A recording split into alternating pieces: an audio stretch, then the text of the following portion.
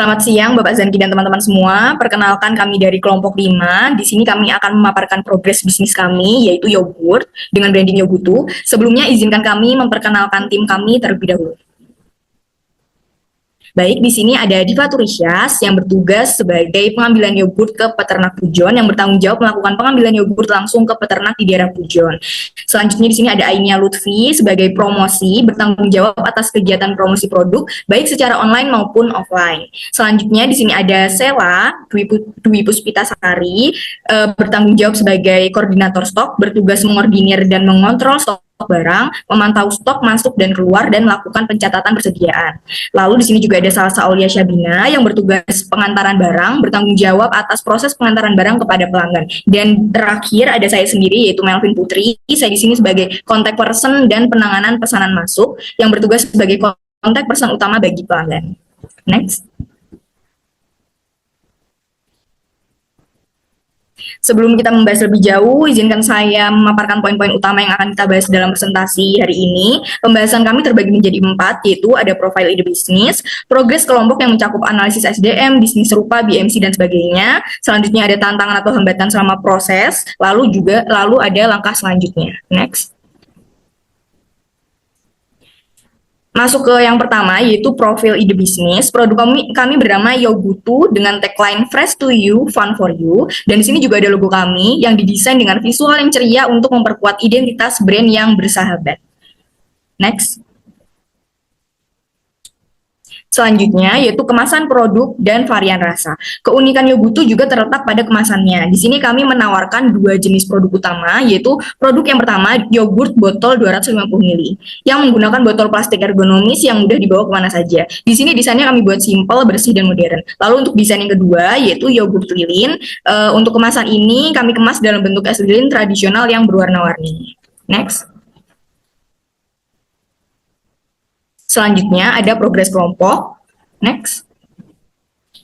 Progres yang pertama yaitu identifikasi sumber daya yang kami miliki. Di sini kami memiliki strategi dan terbagi menjadi beberapa kategori. Untuk kategori pertama yaitu modal sosial dan manusia. Di sini kami memaksimalkan dukungan keluarga serta relasi luas di media sosial dan lingkungan pertemanan sebagai target pasar awal. Lalu yang kedua yaitu informasi pasar atau local information. Di sini kami sangat peka terhadap tren konsumsi mahasiswa sehingga kami mampu menciptakan varian rasa yang sesuai dengan selera pasar saat ini. Lalu yang selanjutnya ada modal finansial atau financial capital. Usaha ini kami jalankan menggunakan tabungan pribadi sebagai modal dan secara fisik kami didukung oleh ketersediaan perangkat elektronik untuk promosi online serta motor untuk mobilitas distribusi. Selanjutnya yaitu keunggulan bahan baku. Salah satu kekuatan utama kami adalah akses langsung ke susu sapi peternak lokal yang menjamin keaslian dan kesegaran bahan baku utama yogurt kami. Dan yang terakhir yaitu sumber daya waktu. Di sini kami memastikan setiap tahap produksi hingga pencatatan keuangan dilakukan secara teliti. Untuk bagian selanjutnya akan dilanjutkan oleh rekan saya. Baik, selanjutnya terkait analisis bisnis serupa, yakni kami menganalisis Fresh Yogurt EMM yang berlokasi di Kecamatan Kojen, Kota Malang, yang menjual dengan kisaran harga 13.000 hingga 50.000 yogurt dengan varian rasa, berbagai cup dan juga botol ukuran 500 ml hingga 1 liter dengan sistem penjualan online dan juga offline tetapi tidak melalui COD. Next. Kemudian terkait analisis atau hasil pengamatan dari Fresh Yogurt MM diperoleh bahwasanya yang pertama tren hidup sehat, yang menginspirasi bahwasanya masih banyak yang tertarik dan gaya hidup sehat dengan konsumsi yogurt dari peternak lokal. Kemudian terkait harga untuk Fresh Yogurt MM termasuk harga mahal untuk pelajar dan juga mahasiswa sehingga menjadi peluang untuk kelompok kita untuk memberikan harga yang lebih affordable dan juga worth it bagi kantong pelajar dan juga mahasiswa. Kemudian terkait kemasan menarik dan juga higienis, di mana Fresh Yogurt MM dikemas dengan cup yang didesain menarik dan juga botol transparan mulai dari ukuran 500 ml hingga 1 liter dan dengan ditambah logo sebagai branding. Kemudian konsistensi rasa dan juga pelayanan yang menunjukkan pentingnya menjaga cita rasa produk yang stabil dan juga pelayanan cepat serta ramah agar pelanggan loyal terhadap produk kita. Next. Di sini kami juga memiliki BMC atau Business Model Canvas yang terdiri dari Key Partnership. Key Partnership kami terdiri dari peternak penghasil yogurt lokal Malang, pemasok botol, teman untuk branding digital, dan komunikasi kampus. Selanjutnya ada Key Activities, yaitu supply yogurt dari peternak lokal, pengemasan inovatif yogurt dengan variasi rasa, dan sebagainya. Selanjutnya juga ada value propositions kami, yaitu yogurt dengan varian rasa kekinian seperti coklat, strawberry, vanilla, dan melon, harga ramah kantong, bahan baku premium, dikemas modern dan inovatif, dan mendukung peternak lokal dengan bahan baku yogurt dari susu murni. Selanjutnya, customer relationship kami, yaitu personalized marketing, komunitas online, loyalty program, interaksi aktif di media sosial, dan pelayanan ramah dan fast respon. Selanjutnya, customer segment, yaitu mahasiswa dan pelajar, masyarakat umum, dan konsumen yang peduli gaya hidup sehat dan lokal. Dan untuk key research-nya, di sini kami ada tim kecil, bahan baku susu dan yogurt asli, HP, laptop, motor, dan jaringan internet, kemampuan desain, dan biaya iklan digital. Dan untuk channel, di sini kami penjualan langsung melalui stand, dan media sosial, kantin sekolah, event, dan bazar. Untuk cost structure, di sini kami ada bahan baku, biaya kemasan, operasional, dan promosi. Dan yang terakhir yaitu revenue stream. Di sini penjualan kami langsung produk yogurt berupa yogurt 200 ml dan yogurt lilin, dan yang terakhir kerjasama event, kampus, dan bazar. Next. Kemudian terkait riset pasar, kami menggunakan marketing mix menggunakan 7P, yakni yang pertama place, yakni di mana sering membeli atau minuman seperti yogurt rasa, dan juga hasil dipelajari bahwasanya konsumen lebih sering membeli di minimarket. Kemudian terkait jika produk kami tersedia di kantin atau koperasi atau kampus, apakah tertarik untuk membeli, bahwasanya konsumen banyak atau didominasi memilih sangat tertarik. Kemudian terkait promotion, kemudian ataupun jenis promosi yang paling menarik bagi konsumen, yakni yaitu Get One. Next.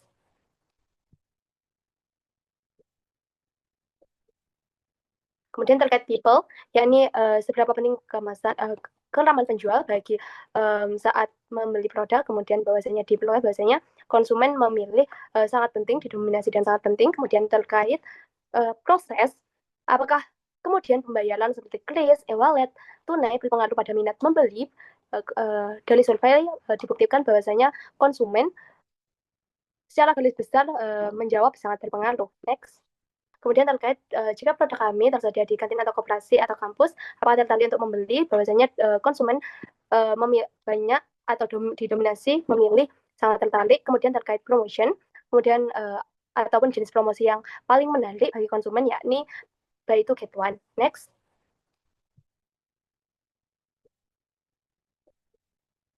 Kemudian terkait people, yakni seberapa penting keraman penjual bagi saat membeli produk, kemudian bahwasanya dipelajari bahwasanya konsumen memilih sangat penting, didominasi dan sangat penting. Kemudian terkait proses, apakah kemudian pembayaran seperti kris, e-wallet, tunai berpengaruh pada minat membeli. Dari survei dibuktikan bahwasanya konsumen secara garis besar menjawab sangat berpengaruh. Next.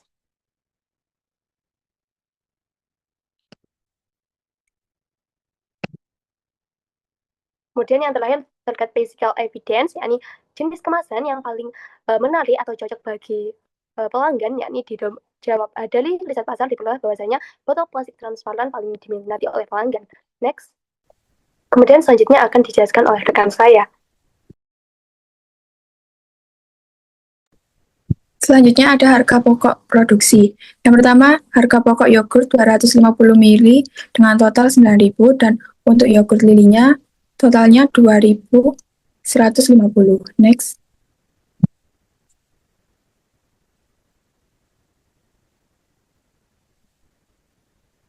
Selanjutnya, break even point atau BEP. Untuk yogurt 250-nya, BEP-nya 9.000, dan untuk yogurt lilinya 2.150. Next. Selanjutnya ada laporan arus kas. Penjualan tunai mendapatkan 237.000, pembelian bahan baku 189, biaya sewa 0, kas bersih bulan ini 237.000, dan untuk saldo akhir atau uang yang tersisa yaitu 48.000. Next. Selanjutnya akan dijelaskan oleh rekan saya. Selanjutnya ada laporan laba rugi, yaitu di yogurt 250 ml di penjualan 12 botol dikali 13.000, totalnya 156.000. HPP-nya 12 botol dikali 9.000, totalnya 180.000.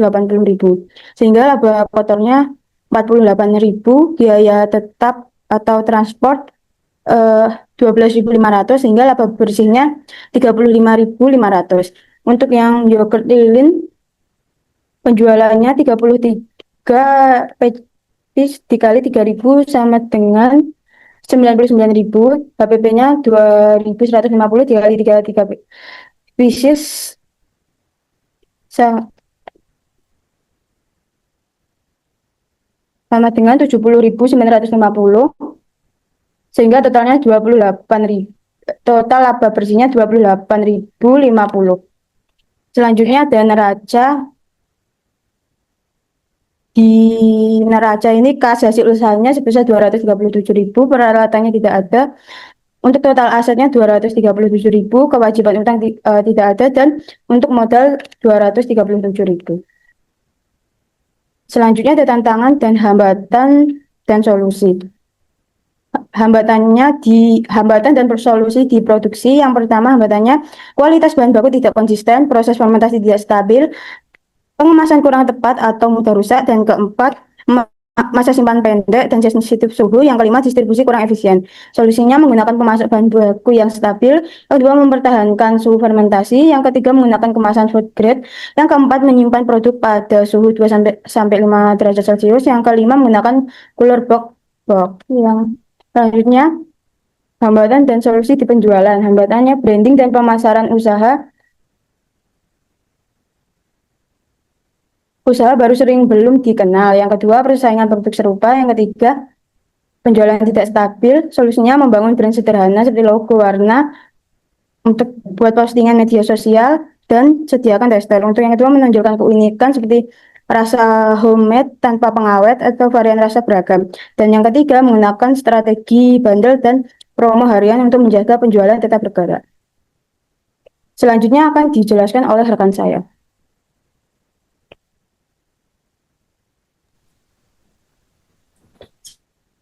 Selanjutnya, langkah selanjutnya dan produksi, kami telah memetakan jadwal operasional yang terbagi ke dalam 4 batch utama mulai dari pertengahan November hingga pertengahan Desember.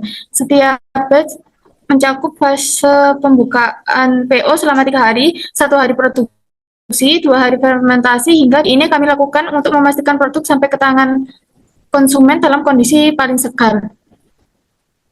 Next. Selanjutnya, promosi produk baik offline dan online dilakukan melalui Instagram @yogutu.id dengan mengunggah poster digital, informasi PO, varian rasa, serta story interaktif. Konten dibuat konsisten sesuai branding untuk menarik perhatian dan meningkatkan engagement. Poster digital dibuat dengan desain sederhana namun estetik, berisi informasi produk, harga, dan jadwal PO. Poster dibagikan melalui feed, story, dan broadcast WhatsApp. Caption promosi dibuat singkat, persuasif, dan mengajak audiens order. Contoh, segerin harimu dengan Yogutu, fresh, creamy, dan cocok untuk semua suasana. PO dibuka minggu ini, DM untuk order. Untuk promosi offline, dengan menyebarkan poster cetak di area kampus serta melakukan personal selling ke teman kelas, lingkungan kos, dan kegiatan kampus untuk menjangkau lebih banyak konsumen. Next. Berikut adalah dokumentasi pembelian COT. Next.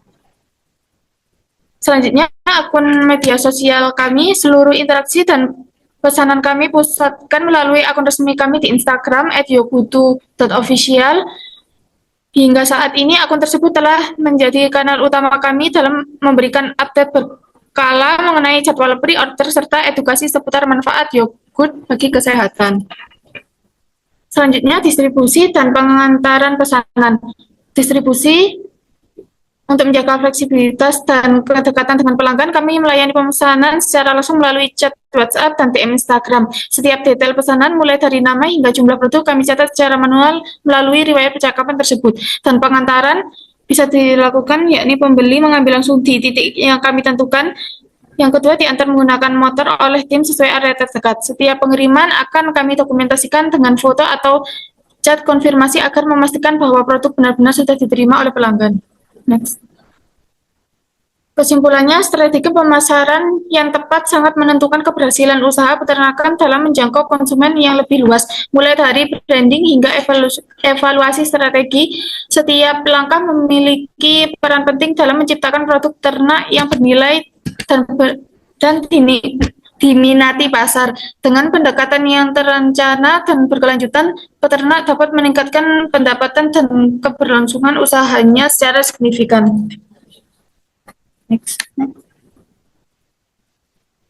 Baik, sekian presentasi dari kelompok kami. Kelompok 5 memohon maaf apabila terdapat kekurangan selama jalannya presentasi dan terima kasih atas perhatiannya. Wassalamualaikum warahmatullahi wabarakatuh.